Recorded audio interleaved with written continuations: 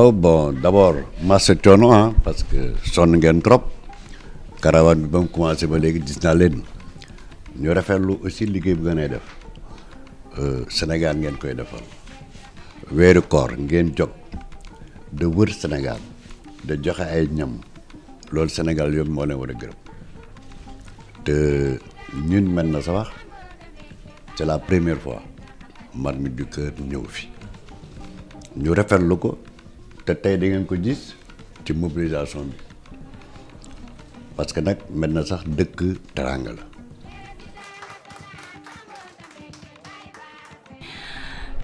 salaamaaleykum waa Médina Saba salaamaaleykum monsieur le maire Guèye vraiment ñu ngi lay sant di la gërëm accueil bi neex na. kàddu yi nga njëkk nit tamit nee na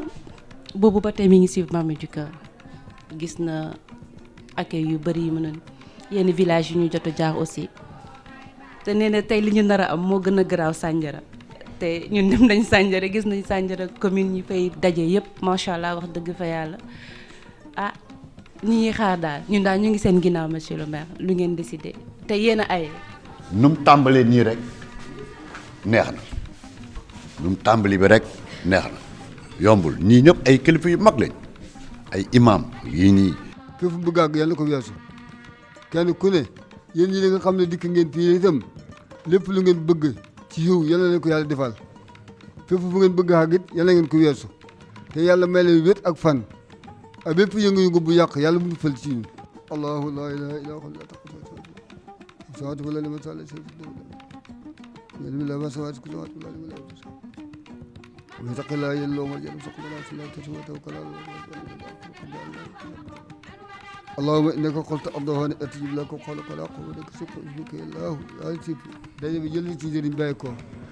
mbokku téléspectateur yu 2STV ñu ngi leen di nuyu kenn ku nekk ci turam ak santam di leen jaajëfal ci teewlu bi di leen dalalaat ci seen émission Marmite du Cœur saison 2018 bi dafa riche en événement xam ngeen ni am na gox yu bari yoo xamante ni dem nañ fa musuñu faa teg sunu tànk muy guléet kon fu ci mel ni Médina Sabakh di commune bi nga xamante ni moom la ñu ñëw tey mu nekk nag gox boo xamante ni bu ñu ko waxee rek xel day daal di dem ci Ngoyaan moom mooy symbole am waaye nag yamu ca ndax gox bii di Médina Sabakh mun nañ ko woowee Sénégambie moom ak Gambie ñoo takkaloo première région bu Gambie di Farafeñe moom ak Médina Sabakh kon ñoo daal di takkaloo gis ngeen oto Banjul yi nga xamante ne ñu ngi dox ci dëkk bi ñaari askan yi di demalante nu mu la neexee dalasi ak CFA dañu fiy dawit nu mu leen neexee mu nekk kon commune boo xamante ne dafa am histoire ndax trait d'union la diggante Sénégal ak Gambie Médina Sabakh nag nekk commune boo xamante ne bokk na ci yu gën a important ci département bu Nioro du Rip ndax bokk na ci yu gën a ngand 412 kilomètres carrés la am lu jege 46 000 habitants mu nekk kon loo xamante ne dafa am solo ci wàllum localité Médina Sabakh kon ki nga xamante ne moom moo ko jiite mooy maire Ousmane Gueye moom it di def ay jéego yu am solo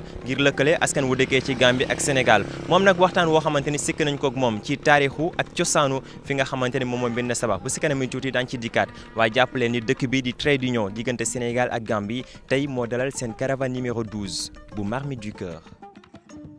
Daaru Rahman tam lu tax ñu sanc fi pour rek gën a yaatalal buñ fi ñëwee liñ fi njëkk a def parce que daan nañ fi romb nit ñi naaj bu tàngu lool di xaar oto mu xaw a métti wala muy taw ñu bokkut ci garab yi lu njëkk a kalaat mooy mbaar mi ñu ne nañ ko fi takawal ngir yàlla bu ñu defaree mbaar mi itam ñu xam ne nit bu ñëwee di am fu mu dallu itam di noppaleku day ittewoo boppam te soo ittewoo sa bopp ndog war na am foo mën a jaamoo yàlla war na am ñu kalaat kàcc ci forage bu Kër Ayib boori ñeenti téeméeri mètre ak ñaar fukk 420 mètres ñu indi ndox mi fii def robinet bi ngir yàlla. ndeysaan waaw diina alquran daf ñu ne wit ximoon a taama ala hubbihi miskinan wa yatiman wa azira li nga gën a bëgg nga génnee ko di ko jox jaame yàlla yi ñu dundee ko amul benn liggéey bu toll noonu sunu benn maamu diina dafa wax ne képp ko xam ne jël nga alal mbaa dund di ko dund doomi julit yi yow da nga am nga demal yàlla.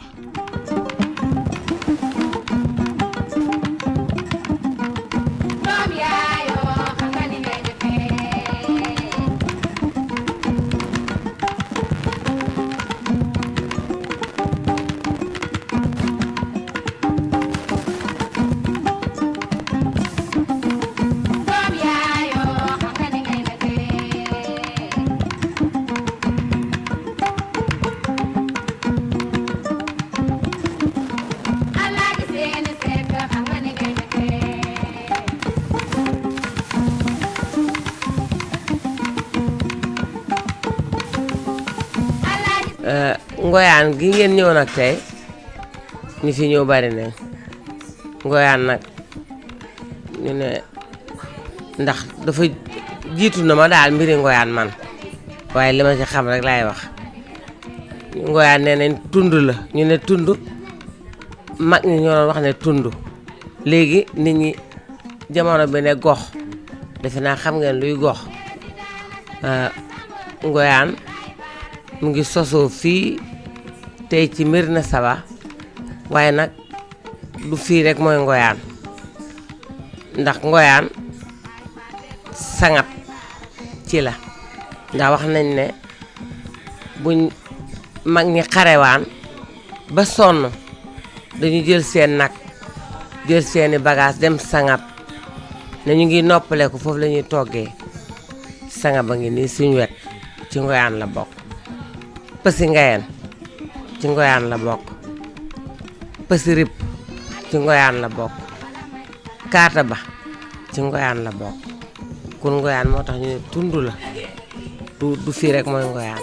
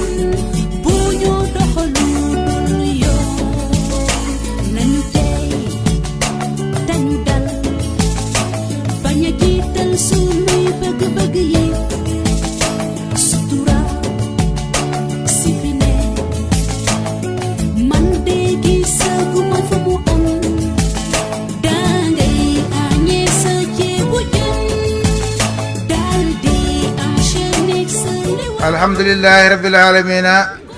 jàng nañ fi ñeenti kaamil ñu bëgg jàng xam bi waxtaan nag li nga xam ne moo waral kaamil bi gërëm ñi nga xam ne ñi ñoo waral njàngam alquran mi ak programme bi li ci des rabbil alamin alhamdulillahi rabbil alamin alhamdulillahi rabbil alamin yàlla wax ne la in sakartum la azidannakum su ngeen ma santee ma dolli leen wala in kafartum in azabi la shadid su ngeen mu weddee sama mbugal dee lu màgg la lu métti la shadid lu tar la waxoon ne su ngeen mu weddee sama mbugal leen waaye daf leen tëpp nee na su ngeen mu weddee sama mbugal lu tar la ñun nag weddi wuñ yàlla gëm nañ ku gis defin bii ñu def nga xam ne definu ku gëm yàlla la or ba ngoon ñu ooxee la njàngam alxuraan ñu jàng fi leen ñu ñeenti kaamil benn kaamil rek dafa doy ñu jàng fi ñeenti kaamil yoo xam ne képp kuy jàngkat boo fi toogee xam ne jàng nañ ko njàng moo xam ne njàng mu rafet la loolu ñu ngi koy sant yàlla di gërëm ñi nga xam ne ñoo bàyyi ko Dakar ñëw fii nga xam ne marme de kër ñoo def seen programme bi ñu daan def ren ñu jagleel ko Médina Sabakh waxoon naa ko ci may wax ci rajo bi ne ci itteel Alaaji Ousmane Gueye suñ maire wax dëgg yàlla lu nit so añaan xam ne léegi mën naa daw Ousmane Gueye sonn na ci lii trop buñ fi amul benn dërëm lekk fi benn peppam ñam daje fi takkusaan ak weeru koor jàng fi alxuraan rek tiyaabu ji dafa doy tiyaabu daje fi jàng fi alxuraan ci fukki fan ak ñaar ci weeru koor bi loolu jagleel la gu ñu ko yàlla jagleel ñun waa Médina Sabakh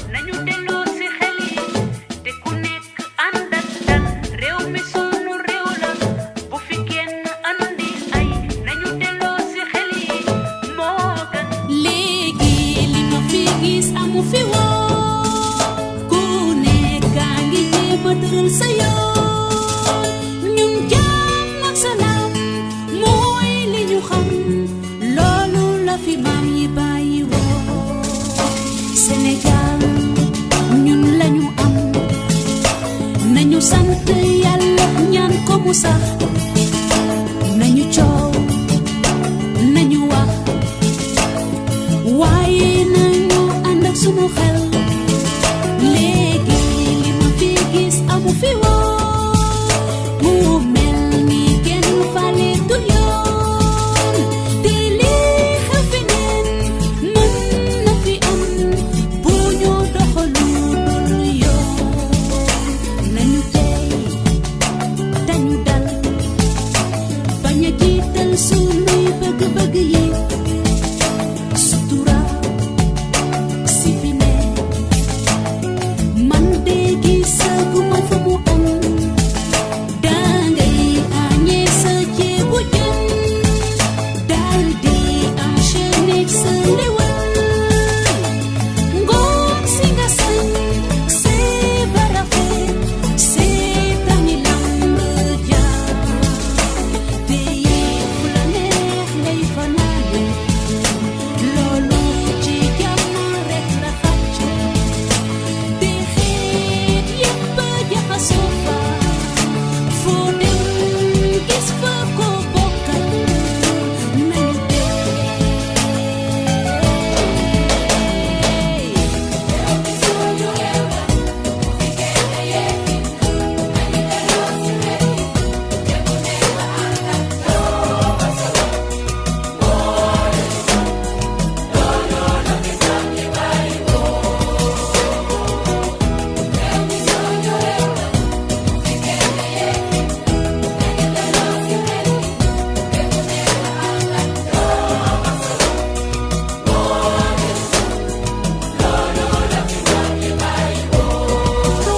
léegi li ma fi gis amu fi woon du nekk nga ñëw ba tëral sa yoon jàmm ak salaam mooy li ñu xam loolu la fi maam yi bàyyi woon gaañi nañu ànd ak dal ñu nu neen la ba tax ci Sénégal xeet yépp a jaxasoo kër goo dem boo fa amul ndey am nga fa bay nañu delloo sa xel te muslu ci seytaane coow li bari na lool muy ci wàllum diine di ci wàllum aada di ci wàllum politique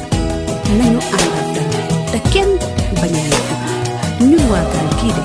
ci jàmm ak teraanga donc lañu xam kon yàlla na yàlla dolli jàmm ak salaam réew mi sunu réew la jàmm ak salaam jàmm ak salaam mooy li ñu xam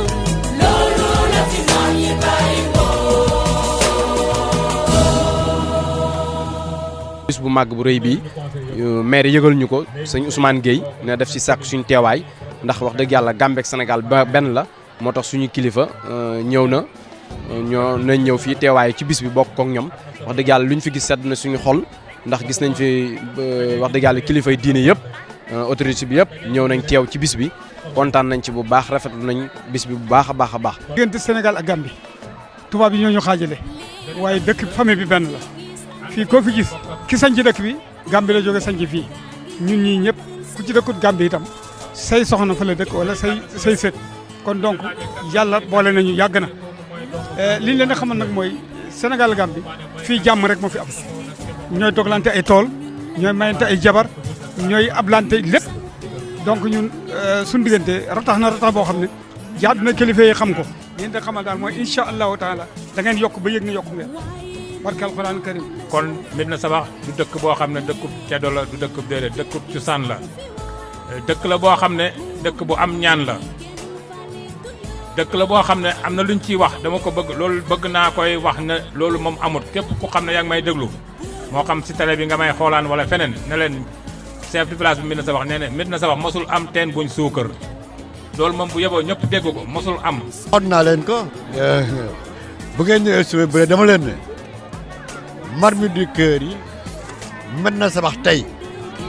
lu ma leen mën a wax mooy dañ bàtte record te léegi la ma imam ne lu ko jaaxal tey monsieur le maire mooy mbooloo mi kenn naa gis mbooloo mel noonu ñaari mbir moo ko indi d'abord yéen ngeen a tax Marmite du Cœur portem parce que social ngeen def Médina Sabakh namu leen mais aussi beneen bi mooy waa Médina Sabakh dañ bëgg seen maire fu mu leen ooy ñu ñëw loolu mooy wax ci ma sant leen gërëm leen parce que bu ngeen ñëwee ci suba fekk ngeen fa chef de village ak imam yi dina 11h 10h fekk leen jógee ci dëkk te am na dëkk yu nga xam ne 22 kilomètres la diggante fii ak seen dëkk yooyu ñëw am na ñu nga xam ne dañ jógee Kaymoor ñëw ñii am na ñu nga xam ne Ngayeen lañ jógee ñëw kii Banjul la jógee ñëw dégg Marmite du Cœur xoyantaan bii xam ne dafa dem gagné fa fépp champion ba la war a bu jógee fii day dellu donc Marmite du Cœur bi damay gërëm Alassane Ndour bu baax a baax parce que nag bitim réew la jógee wàcc Dakar 15 heures jubal Médina Sabakh mais loolu yombul gërëm nag chef de village yëpp imam yi ak kilifa diine yi. di wax ne lii kontaan nañ ci bu baax dëgg la Ousmane moom ñun sunu waay la bu baax a baax ba ñun mënuñu ngëb dara loo xam ne nii bu yëngoo rek dañ ciy gis suñ bopp daal si gàttal ni ma mën a wax miinu ma nag di wax si mbooloo xaj na yaakaar bi rëy na turu sëri na waaye miinu ma di wax kontaan naa bu baax ci affaire bi ni ñu ko organisé nii kontaan naa bu baax di gërëm Alassane bu baax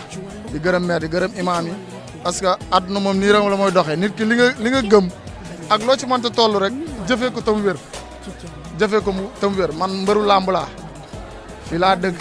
ci gox bi laa dëkk maire mooy suma maire man dama ne man tànn naa Ousmane Gueye muy suma maire moo tax lu mën da ngëb ci àdduna fu ma woowee bàyyi ko ñëw. buur yàlla nit ki mooy ndabam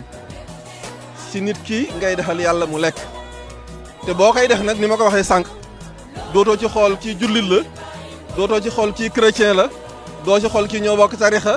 doo xool dara da ngay def rek ngir jëmm yàlla ji ndax doomu aadama boo gis rek mbindeefam yàlla la.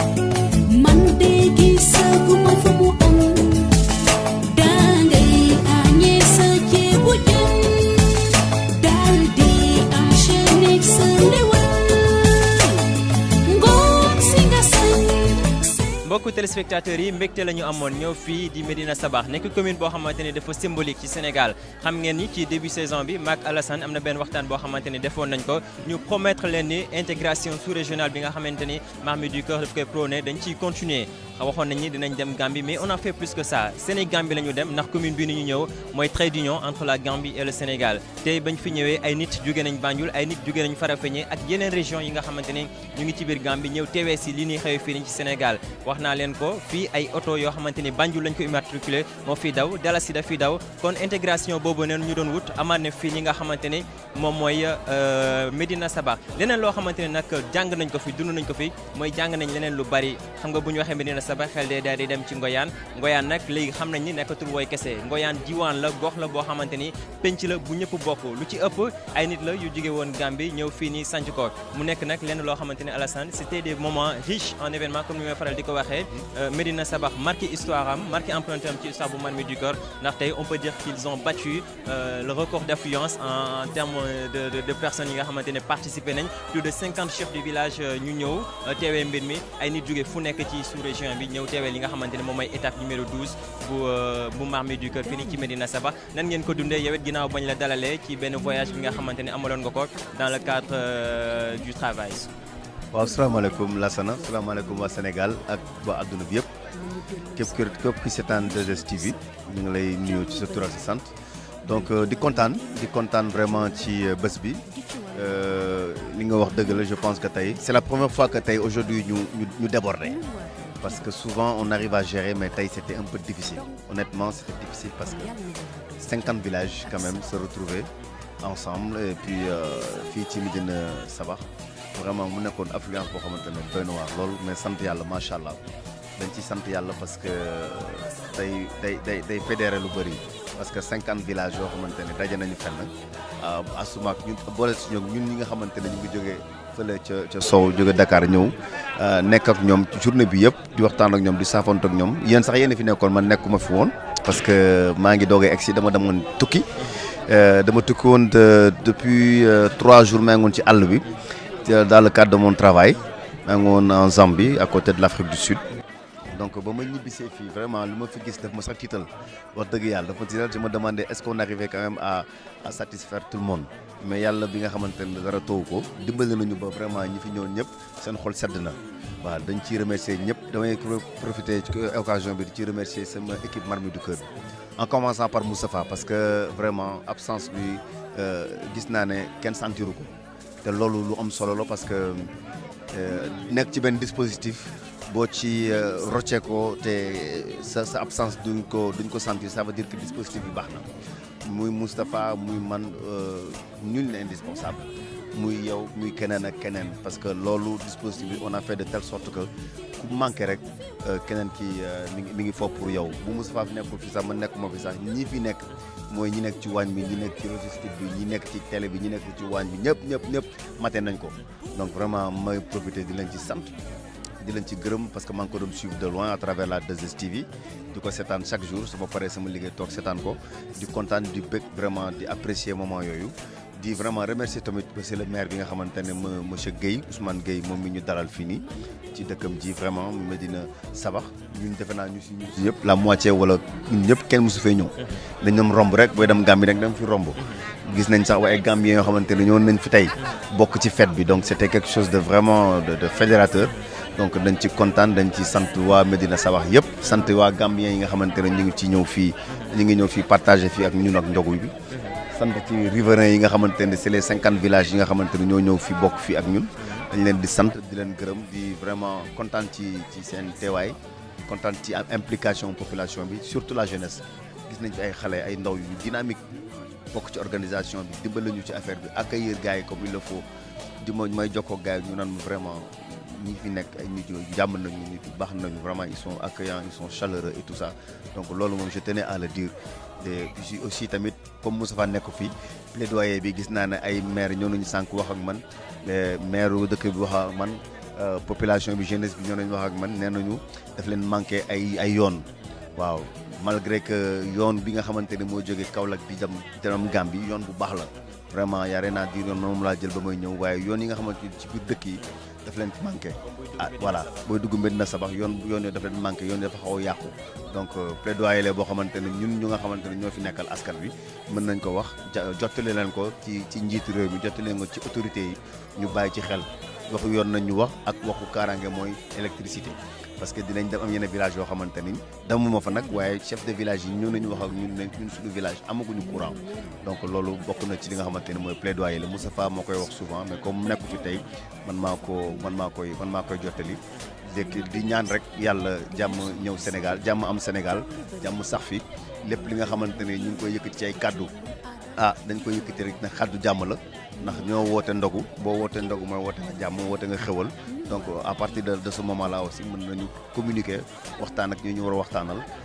leur service de relais parce que ñun peut-être que bu ñu waxee ci télé bi ñii nañu dégg ñoom seen peut-être seen loxo jotul seen digg ginnaaw peut-être amuñu kaddu yi nga xamante ne ñu am nañ chance am ko par la grâce de Dieu toujours donc vraiment ñu tolloon ci loolu loo xamante ni war nañ leen mën a jàppale ci loolu ci yoonu kaaraange ci yoonu tali ak ci yoonu électricité jërëjëf. alors juste pour terminer olof ñaar day faral di wax naan ku avancé wu lekk yaa ngi arrière Marmite du Cœur gis nañu mi ngi avancé ça fait 9 ans muy existé yeneen partenaire ñëw di ko dooleel au-delà de Orange gis nañu Sénégalaise de l'automobile un mot à l'endroit de ces deux partenaires. waaw di sant yàlla rek di sant yàlla vraiment on voit que y a des gens quand même qui sont derrière cette marmite là à l'image de Orange vraiment depuis 9 ans ñu ngi jàppale Orange dañu gunge fu ne vraiment duñu jàppale bu nekk une famille aujourd'hui parce que ñoom seen personnel ñëpp xam nañ leen ñoom suñu personnel xam nañ ñu donc vraiment su ma fi nekkul sax comme on dit waaw ils prennent le relais sur des informations ak des échanges yoo xamante ñu ngi koy def ak waa suñu organisation bi vraiment ñu ngi leen ci sant leen ci gërëm di leen ñaan yàlla yokk leen ba ñun ñu mën a yëg loolu ba li nga xamante ni sumb nañ ko ci ay wàllu togg ci ay wàllu budget mu nekk ay millions yoo xamante ni population bi dinañ ci mën a bénéficier wu parce que lépp lu ci waay def rek muy société muy nit sa bopp nga ko defal parce que lii moo tax tey ñu koy fësal di ko wane ci télé bi adduna bi yëpp di ci teg seen bët encore une fois donc ñu ngi leen ci sant waa Orange Sénégalaise de l'automobile tey dugg nañu parce que woon nañu y a une semaine ne gis nañ seen liggéey te ñoo bëgg bokk ci liggéey bi ñoo bëgg jàppale leen ci liggéey bi parce que gis nañ leen manque ngeen ay moyens logistiques parce que benn camion nañ dem jël dugal ci lépp dugal ci lekk bi dugal ci cini dugal ci barrières yi dugal ci lépp donc loolu dafay xaw a ñagas tuuti donc tey aujourd'hui am nañ 4